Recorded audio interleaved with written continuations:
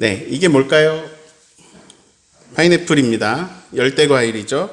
이 파인애플을 따는 모습을 보신 분도 있고 못 보신 분도 계실 거예요. 자, 여기는 어디냐면 푸켓이고요. 파인애플 농장이 있는 곳입니다. 파인애플은 어떻게 열리고 어떻게 딸까요? 자, 1번 코코넛처럼 나무 높은 곳에 달려있다. 저기서 딴다. 2번 고구마처럼 파인애플은 땅 속에 묻혀 있어가지고 이렇게 캐내는 것이다.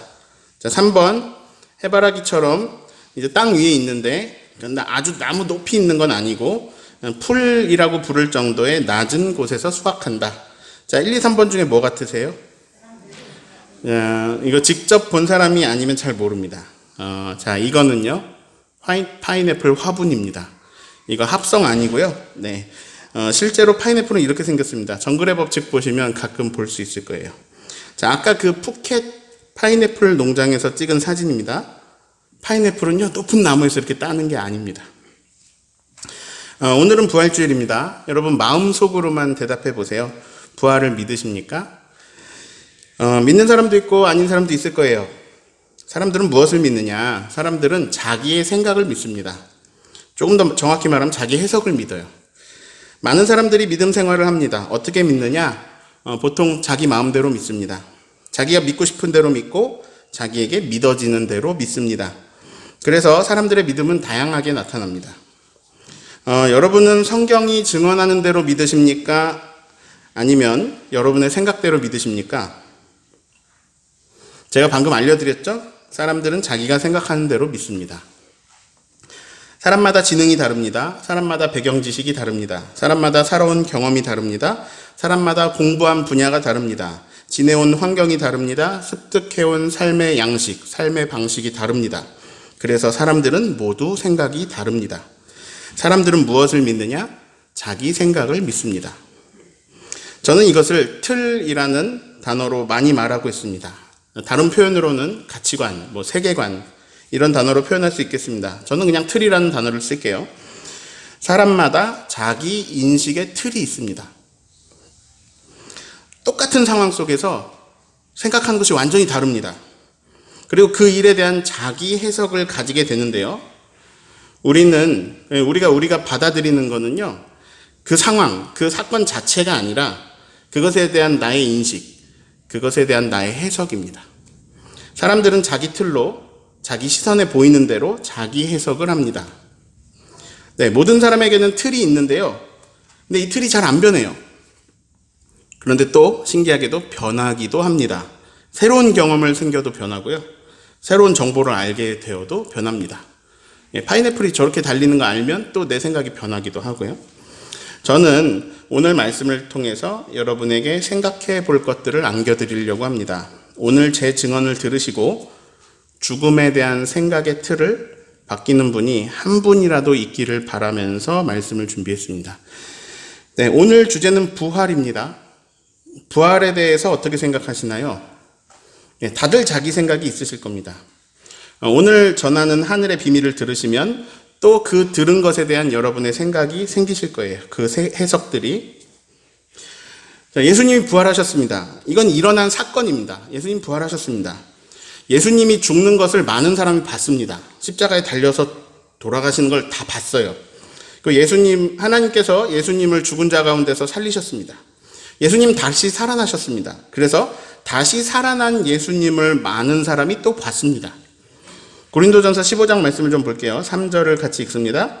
내가 받은 것을 먼저 너희에게 전하였노니 이는 성경대로 그리스도께서 우리들을 위하여 죽으시고, 자, 죽으셨어요. 그 다음에 4절, 장사 지낸 바 되셨다가 성경만에 다시 살아나사. 자, 죽으셨다가 다시 살아나셨는데, 그런데 그 다음에 어떻게 되느냐? 제일 먼저 보이신 것은 이제 복음서에 의하면 여자들입니다. 그 여인들에게 보이시고, 그 다음에 게바에게, 자, 게바는 누구죠? 베드로죠? 베드로에게 보이시고, 후에 12제자에게 보이시고, 6절, 그 후에는 몇 명에게? 500여 형제에게 일시에 보이신 거예요. 그래서 그 사람들이 다 봤어요. 그리고 이제 이 고린도전서를 쓸 때 그 중에 지금까지 대다수는 살아있고 500명 중에 어떤 사람은 죽기도 했고, 그 다음에 17절에 그 후에는 야고보에 보이셨고, 그 후에 모든 사도에게 보이셨고, 마지막에 맨 나중에는 나는 만삭되지 못해서 났는데 그런 나 같은 자에게도 보이셨다. 그래서 사도 바울이 증언하고 있습니다. 자, 예수님이 십자가에서 죽은 것도 많은 사람이 봤고 다시 살아나신 예수님도 많은 사람들이 봤습니다. 부활하신 예수님을 본 사람들이, 그 예수님을 만난 사람들이 막 그걸 증언하기 시작했습니다. 여기 가서도 저기 가서도 예수님이 다시 살아났다, 다시 살아났다 이렇게 이야기를 했습니다.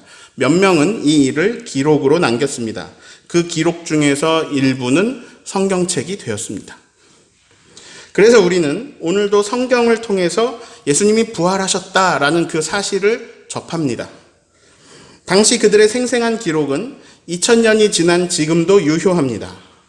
네, 예수님 부활하셨습니다. 자, 제가 증언하고자 하는 거는요, 근데 이미 광고 시간에 했어요. 딱 두 가지입니다. 제가 오늘 말하고자 하는 것. 첫 번째, 예수님이 부활하셨습니다. 두 번째, 우리도 예수님 따라 부활합니다. 근데 1번은 지금 방금 막 해서 지나갔어요. 다 다뤘습니다.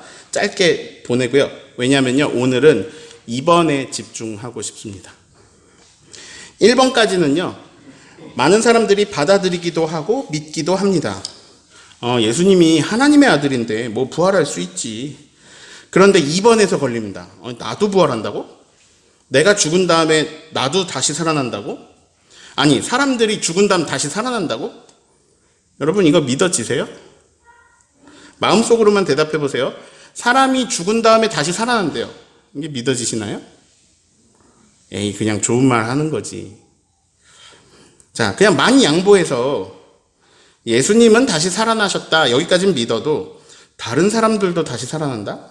이게 믿어지시나요? 자, 지금 굉장히 중요한 이야기를 할 거예요. 죽음에 대한 이야기, 그리고 죽음 이후에 대한 이야기를 할 거거든요. 사람은 누구나 죽어요. 그래서 이건 모든 사람에게 해당하는 이야기예요. 그래서 중요한 얘기예요. 사람이 죽은 후에는 어떻게 되나요? 뭐 다 사람마다 생각이 다르겠죠. 아니, 죽으면 끝이지 뭐. 죽으면 끝이지. 모든 것이 다 사라져버리지. 모든 것이 없어지지. 근데 누군가 세상을 떠났을 때 모든 게 다 없어졌나요? 그렇진 않죠. 근데 내가 죽으면 적어도 내 세상은 사라지지. 내가 죽으면 적어도 내 존재는 없어지지. 뭐 이런 생각도 할 수 있습니다. 죽어봐야 알지. 죽어봐야 알지. 그전엔 모르지 뭐. 네, 이게 가장 합리적인 대답입니다. 모른다. 우린 알 수 없다. 예, 저도 그렇게 생각합니다. 알 수 없죠. 알 수 없어요. 우리가 죽음 이후를 어떻게 합니까? 근데 알 수 있는 방법이 있기는 해요. 이걸 아는 분이 알려주시면 알 수 있죠. 우리가 모르는 걸 누가 알려주면 알잖아요. 예. 죽음 이후를 아는 분, 누구죠?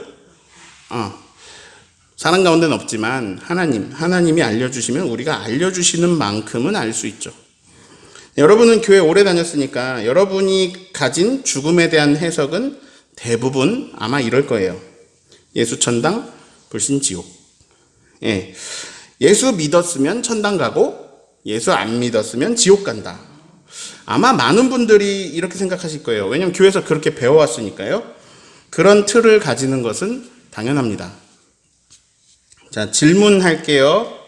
죽으면 몸은 죽어 있고 영혼만 천국이나 지옥으로 갑니까? 아니면 죽은 몸이 다시 살아납니까?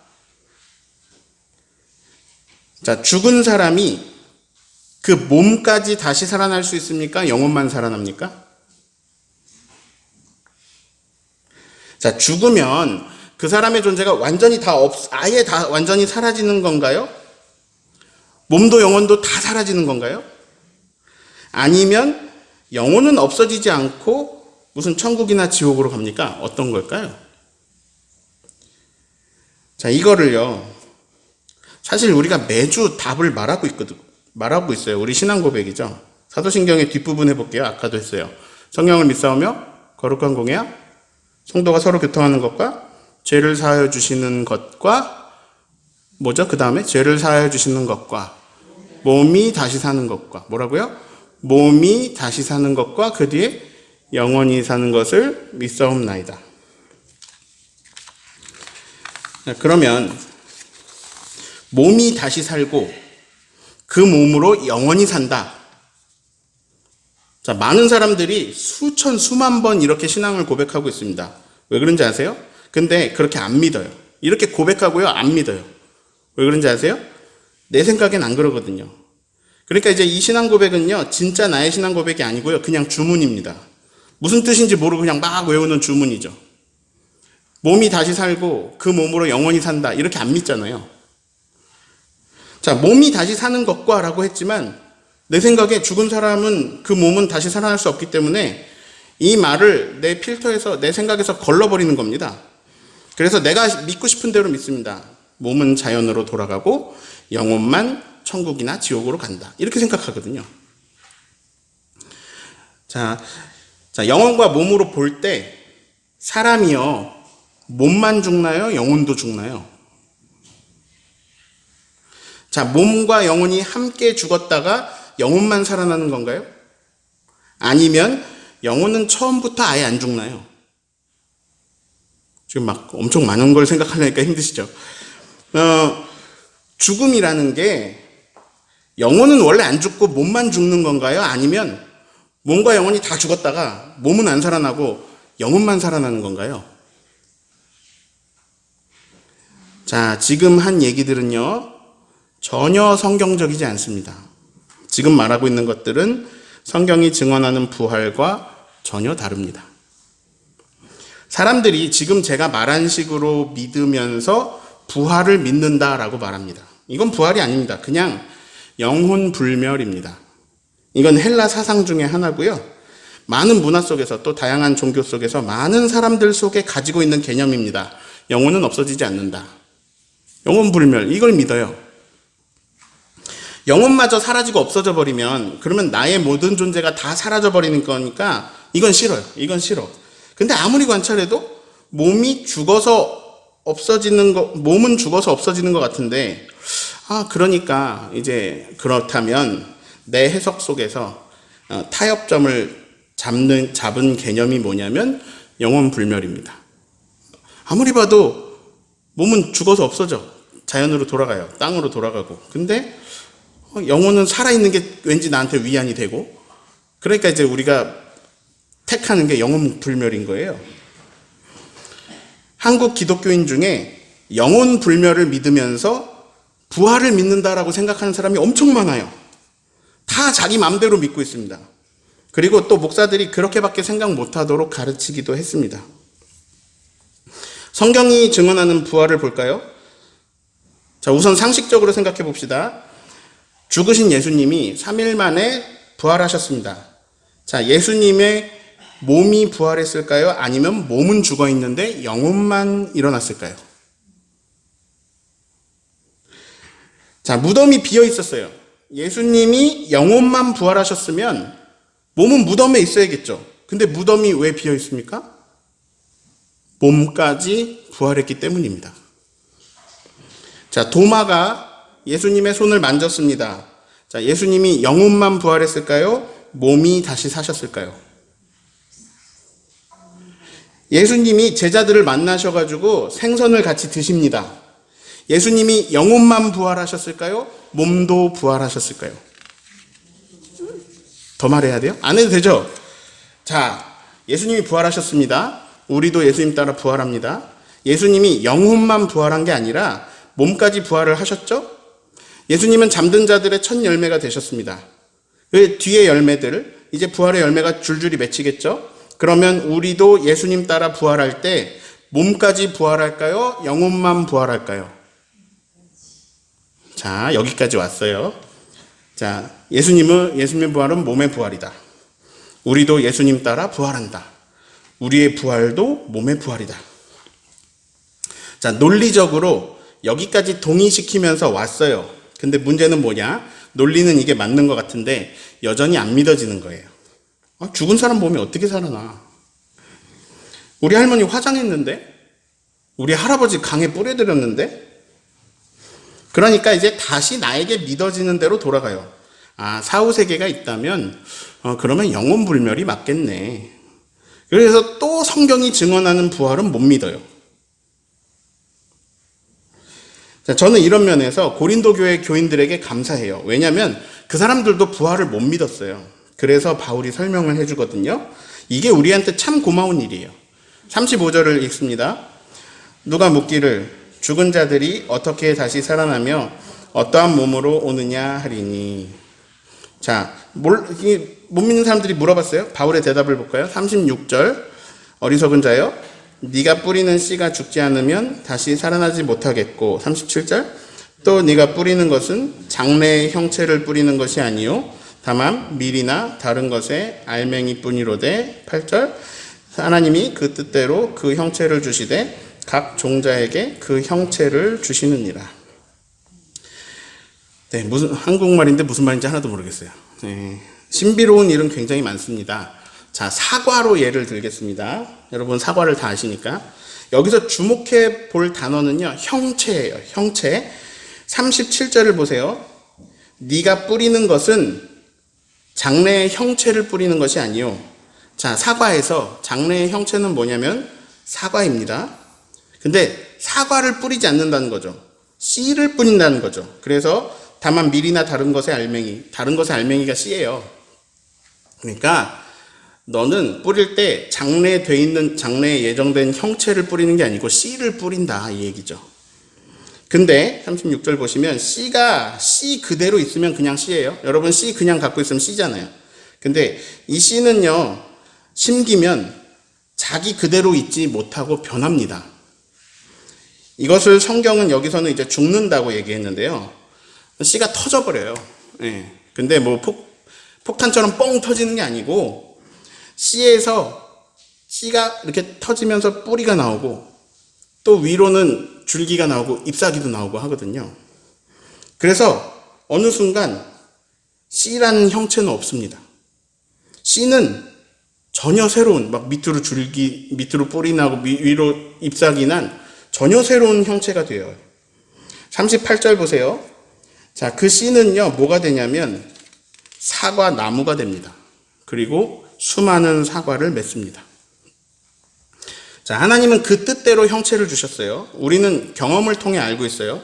아, 이 조그만 씨가 엄청나게 커서 나무가 되고 그러면 사과들이 열린다. 이걸 우리가 알고 있어요. 근데 농산물에 대한 이해가 전혀 없는 사람, 어떤 경험도 없는 사람, 그런 사람한테 가서 사과 씨를 딱 보여주면서 이 작은 씨에 사과를 보여주면서 이 작은 씨에 이 사과라는 형체를 주셨고 거기다가 이제 사과 나무를 보여주면서 이 작은 씨에 사과 나무의 형체를 주셨다 라고 말하면 믿어지겠습니까? 처음 아예 모르는 사람한테. 자, 이 씨가 이렇게 되고요, 이렇게 됩니다. 자, 그럼 믿어질까요? 아, 우리가 파인애플도 땅에서 자란다 그러면 안 믿거든요. 39절 읽습니다. 육체는 다 같은 육체가 아니니 하나는 사람의 육체요, 하나님은 짐승의 육체요, 하나는 새의 육체요, 하나는 물고기의 육체라. 자, 이게 신비로운 건데요. 식물도 형체가 있고 동물도 형체가 있는데요. 이제 여기에는 그 형체를 육체라는 단어로 썼습니다. 하나님이 만드신 세상에는 수많은 형체, 수많은 육체가 있다는 거예요. 하나님 창조 세계는 너무 다양한데 여기 함축해서 몇 개만 썼어요. 그래서 뭐 사람, 짐승, 새, 물고기 이렇게 조금만 썼어요. 그럼 상어를 생각해 보세요. 상어 알이 얼마나 작아요. 근데 그 알이 거대한 상어가 돼요. 하나님은 그 알에 거대한 상어의 형체를 두셨어요. 사진 3장만 볼게요. 이거 뭔지 아세요? 잘 모르죠?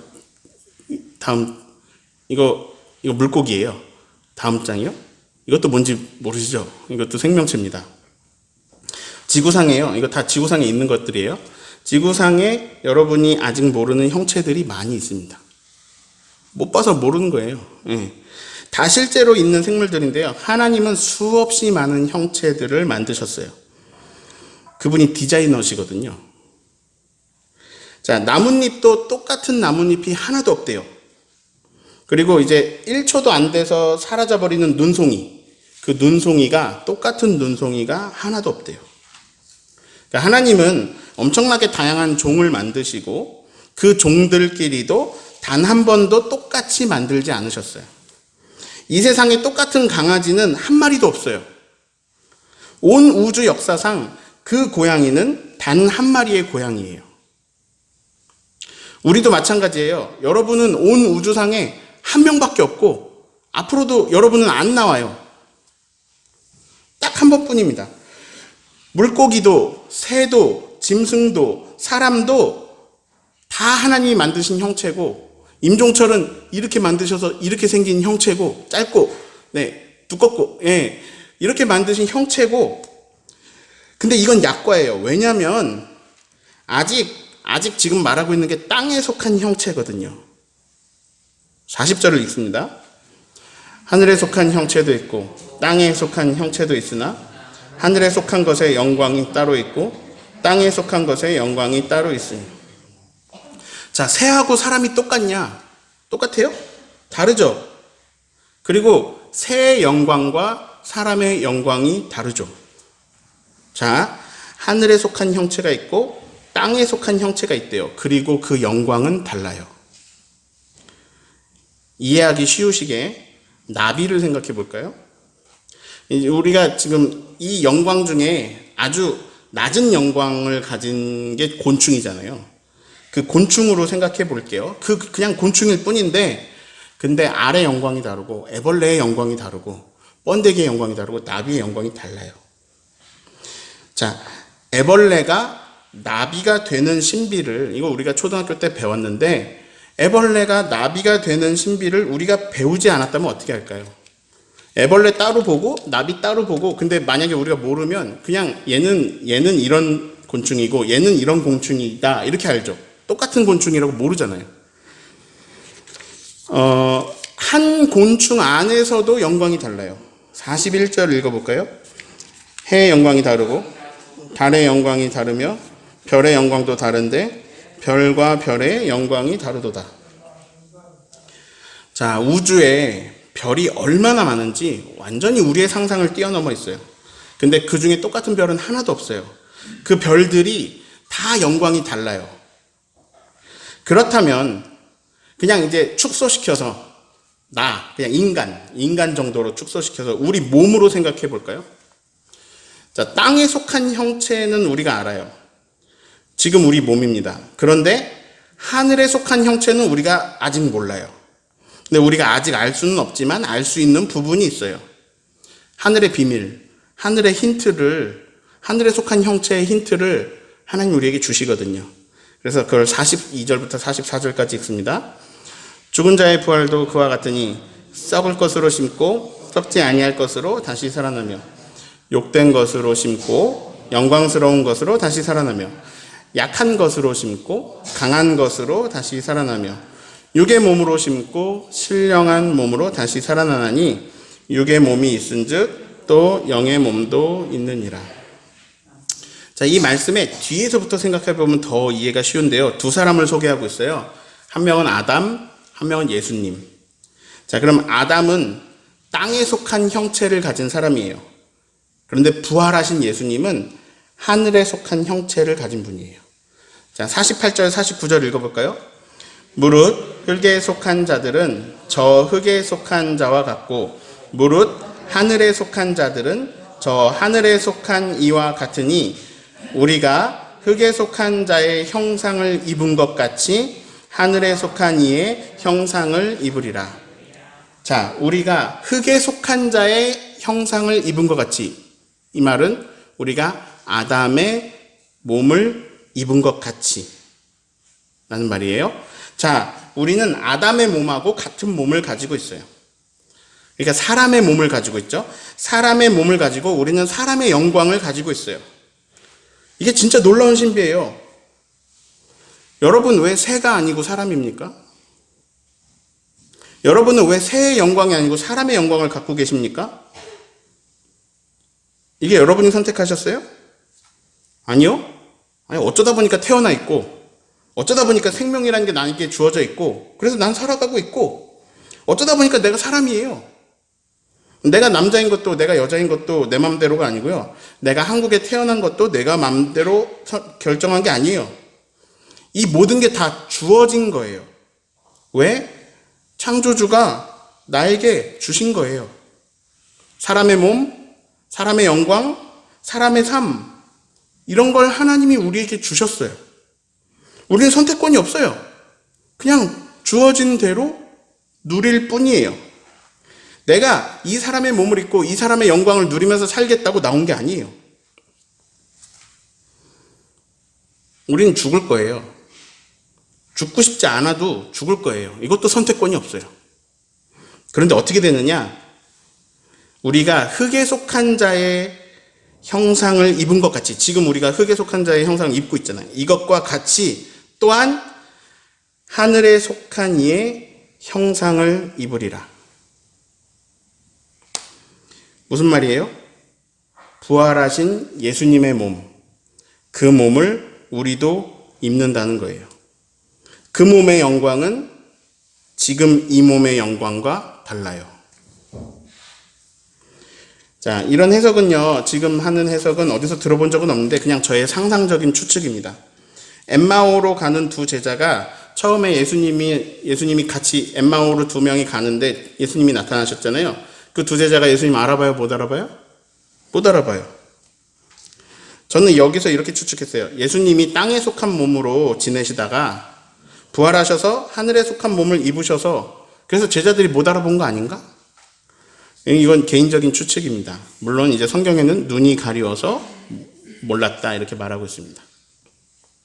자, 아무튼 순서를 봅니다. 46절을 읽어볼게요. 그러나 먼저는 신령한 사람이 아니요 육의 사람이요 그 다음에 신령한 사람이니라. 이런 거예요. 먼저는 나비가 아니고 애벌레다. 이걸 배운 사람이 아무렇지도 않게 말할 수 있어요. 먼저 애벌레고 그 다음에 나비야. 네, 이 하늘 비밀을 아는 사람은 아무렇지도 않게 말할 수 있습니다. 먼저는 흙에 속한 사람 몸입니다. 네, 지금 우리 몸입니다. 근데 여기서 끝이냐? 아니에요. 애벌레의 몸이 사라지고 나비의 몸이 되거든요. 땅에 속한 자의 형체에서 하늘에 속한 자의 형체로 바뀌는 과정이 있어요. 이걸 우리가 뭐라고 부르느냐? 죽음이라고 불러요. 소름 돋으셔야 되는데. 우리 어머니가 암으로 고통스럽게 돌아가셨어요. 이 땅에 속한 몸이 망가져서 이제 더 못 쓰게 됐어요. 더 사실 수가 없었어요. 그래서 이제 돌아가셨는데 장례식장에서 할머니가 이상한 광경을 보게 됩니다. 이제 이렇게 영정사진 들고 관 나가고 이렇게 가족들 행렬 가잖아요. 근데 그 영정사진 앞에서 우리 어머니가 춤을 추면서 가시는 거예요. 근데 다른 사람 눈에는 안 보이는데 저도 못 봤어요. 왜냐하면 영정사진 제 사촌 동생이 들었고 그 뒤에 제가 있었거든요. 근데 저는 제 앞에 가는 어머니를 못 봤거든요. 근데 뒤에 계신 할머니가 이상한 말씀을 하세요. 할머니 눈에만 춤추면서 가는 어머니가 보이는 거예요. 그냥 할머니가 이상한 말씀 계속 하시니까 우리 아버지가 물어봅니다. 어머니 지금 꿈꾸고 계세요? 꿈꾸셨어요? 그랬더니 아니다.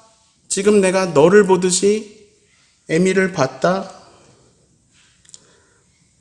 그 후에 할머니가 기억력이 안 좋아지시면서요. 집도 못 찾아가고 그러셨어요.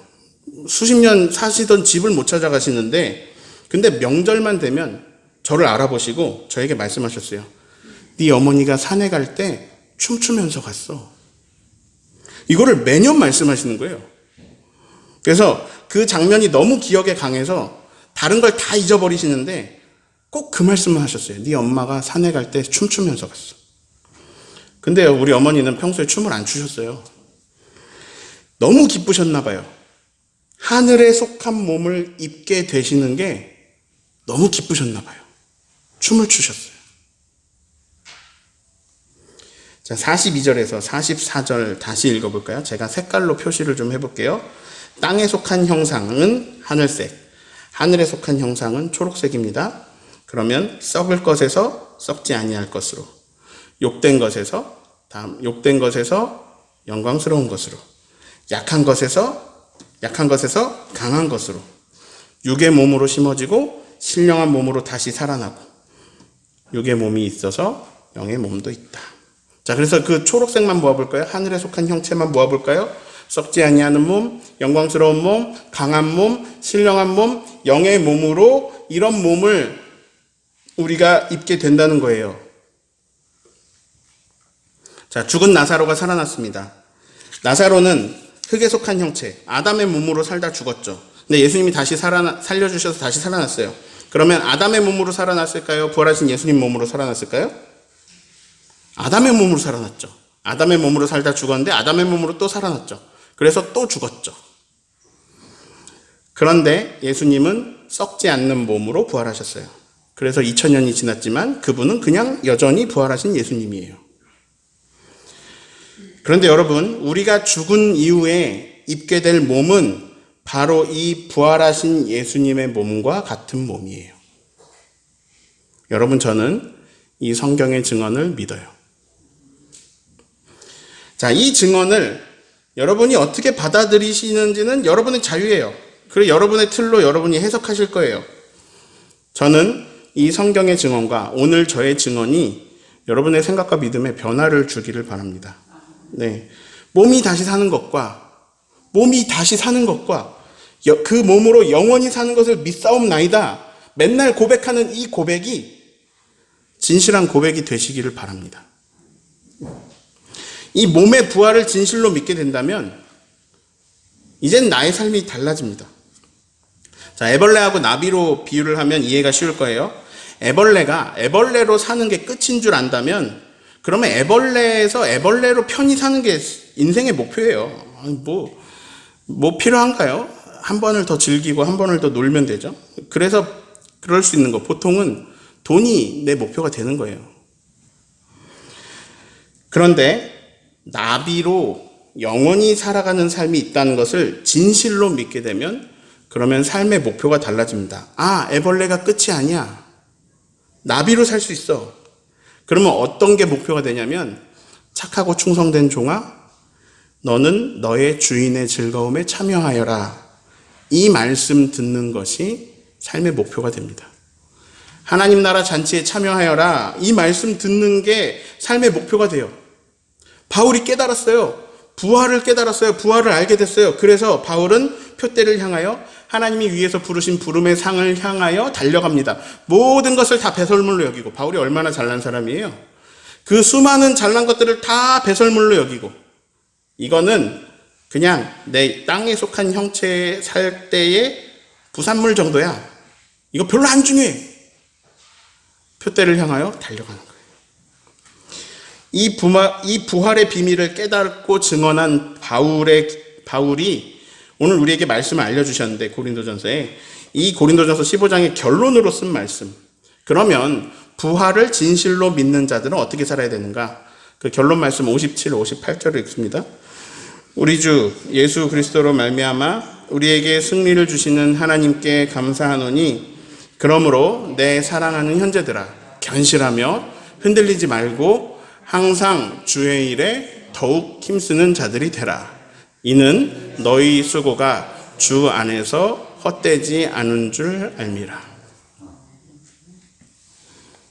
뭐하러 주의 일에 힘씁니까? 뭐하러 수고합니까? 뭐하러 이 삶이 끝이라면, 아담의 삶이 끝이라면, 아담의 몸이 끝이라면. 그런데 부활을 아는 사람들은 견실하며 흔들리지 말아라. 너희는 부활을 아는 사람들이다. 항상 주의 일에 더욱 힘쓰는 자들이 되라. 그 수고는 주 안에서 내가 여기서 이렇게 수고하면 뭐하나? 내가 호구만 되는 거지. 근데 그 수고가 주 안에서 헛되지 않다. 이것이 부활을 아는 사람들의 삶입니다. 여기서 주의 일이라는 것은 서로 사랑하는 것을 말합니다. 정리합니다. 예수님이 부활하셨습니다. 우리도 부활합니다. 이 신비로운 부활 신앙을 가진 사람은 소망으로 삽니다. 그리고 삶의 목적이 달라집니다. 흔들리지 말고 주의 일에 힘쓰는 저와 여러분 되시기를 예수님의 이름으로 축원합니다.